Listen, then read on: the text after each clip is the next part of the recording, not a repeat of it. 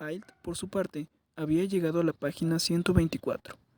Pero, claro, ella tenía toda la historia de Sofía, además de todas las cartas del curso de Alberto Knox. El helenismo se titulaba el siguiente capítulo. Lo primero que sucedió en ese capítulo fue que Sofía encontró una postal con la foto de una Jeep de las Naciones Unidas. Llevaba el matasellos del Batallón de las Naciones Unidas del 15 del 6. De nuevo, una postal para Hyde, pegada en el cuento en lugar de enviada por correo. Querida Hyde, supongo que piensas celebrar tu 15º cumpleaños, o lo harás el día siguiente. Bueno, la duración del regalo no tiene ninguna importancia. De alguna manera durará toda la vida. Te vuelvo a felicitar. Ahora habrás entendido por qué envío las postales a Sofía. Estoy seguro de que ella te las enviaría a ti. Postdata. Mamá me dijo que habías perdido tu cartera. Prometo pagar los 150 coronas que perdiste. En el colegio te darán otro carnet escolar, supongo, antes de que cierre por vacaciones. Mucho cariño, de tu papá. No estaba mal. Significaba que se había ganado 150 coronas. A lo mejor, papá había pensado que solo con un regalo casero era suficiente. Resultaba pues que también el 15 de 6 era el cumpleaños de Sofía, pero el calendario de Sofía solo había llegado hasta la primera quincena de mayo. Sería cuando su padre escribió precisamente este capítulo, y entonces habría fechado por adelantado la tarjeta de cumpleaños para Hyde.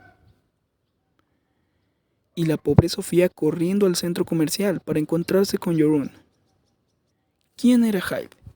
¿Cómo era posible que el padre de esa chica diera más o menos por sentado que Sofía conocería a Hyde? En todo caso, no parecía lógico que enviara las postales a Sofía, en lugar de enviarlas directamente a su hija. También Hyde se sentía elevada por encima de la habitación mientras leía acerca de Plótino. Digo que hay algo de misterio divino en todo lo que existe. Lo vemos brillar en un girasol o en una amapola, y también intuimos algo del inescrutable misterio cuando vemos una mariposa levantar el vuelo desde una rama, o un pez dorado que nada en su pecera. Pero donde más cerca de Dios podemos estar es en nuestra propia alma. Solo allí podemos unirnos con el gran misterio de la vida. En muy raros momentos podemos incluso llegar a sentir que nosotros mismos somos el misterio divino. Hasta ahora, esto era de lo más vertiginoso que había leído Hyde, y al mismo tiempo lo más sencillo. Todo es uno, y ese uno es un misterio divino del que todo el mundo forma parte. Esto no era en realidad algo en lo que hiciera falta creer. Es así, pensó Hyde, y cada uno puede interpretar la palabra divino como quiera. Pasó rápidamente al siguiente capítulo. Sofía y Jorunn se iban de excursión con una tienda de campaña la noche del 17 de mayo. Luego fueron a la cabaña del mayor. Hyde no había leído aún muchas páginas antes de levantarse y dar unos pasos por la habitación con la carpeta de anillas en los brazos. ¡Qué cara! En esa pequeña cabaña del bosque, su padre dejó que las dos amigas encontraran copias de todas las postales que él había enviado a Hyde durante la primera parte de mayo. Las copias eran auténticas. Cuando Hyde recibía estas postales de su padre, solía leerlas 2 y 3 veces. Reconoció cada palabra. Querida Hyde, estoy tan a punto de explotar con todos mis secretos relacionados con tu cumpleaños que varias veces al día tengo que frenar el deseo de ir a llamarte por teléfono y contártelo todo. Es algo que crece y crece, y ¿sabes qué? Cuando una cosa no hace más que crecer, resulta cada vez más difícil mantenerla escondida. Sofía recibió una nueva carta del curso de filosofía de Alberto. Trataba de judíos y griegos, y de las dos grandes civilizaciones. A Hyde le gustó esta amplia perspectiva de pájaros sobre la historia. Nunca había aprendido algo parecido en el colegio. Allí todo eran detalles y más detalles. Al leer la carta, tuvo la sensación de que su padre le acababa de dar una perspectiva totalmente nueva de Jesús y el cristianismo. Le gustó la cita de Goethe, que decía que El que no sabe llevar su contabilidad por espacio de 3000 años se queda como un ignorante en la oscuridad y solo vive al día.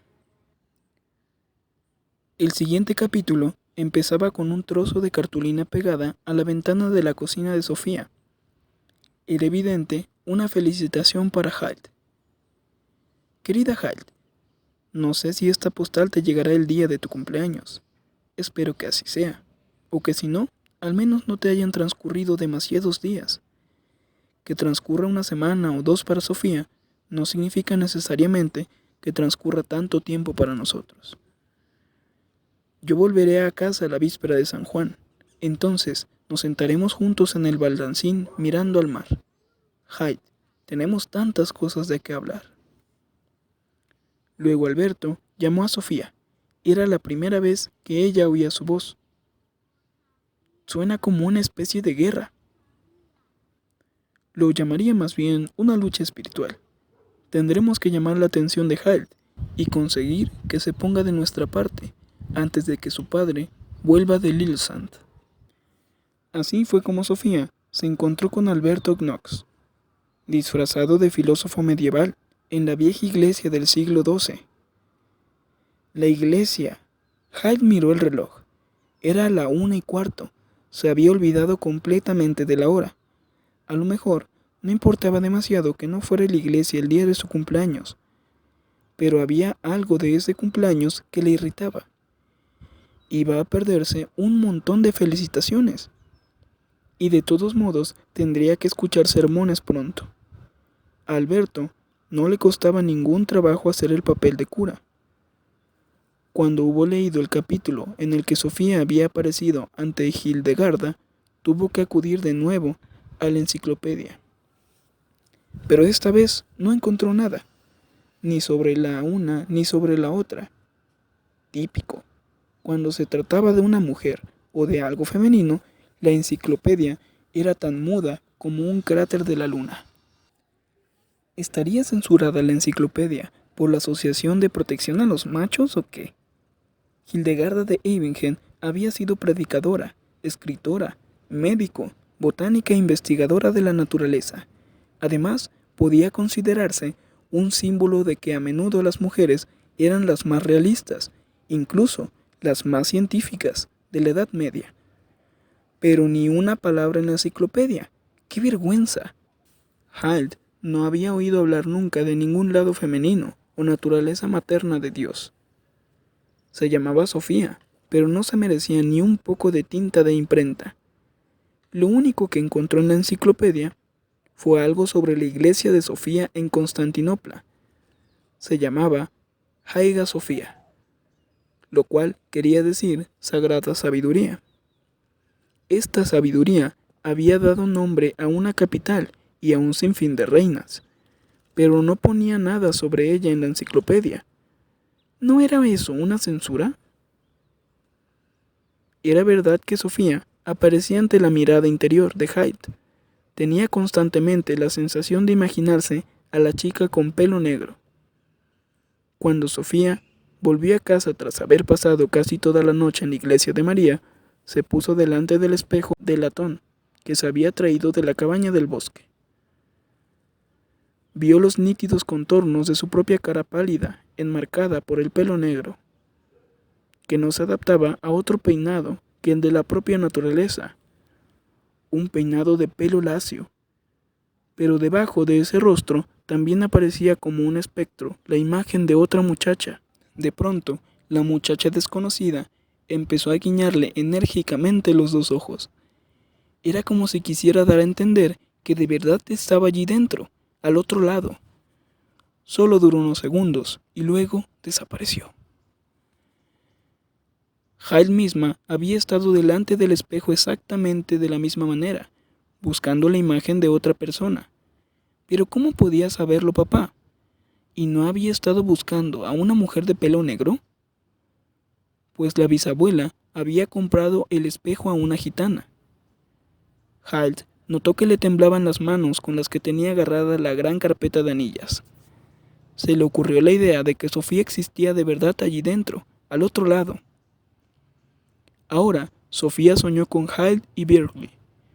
Hyde no la podía ni ver ni oír, pero entonces Sofía encontró la cruz de oro de Hyde en el borde del muelle, y la misma cruz con las iniciales de Hyde y todo apareció en la cama de Sofía cuando despertó después del sueño.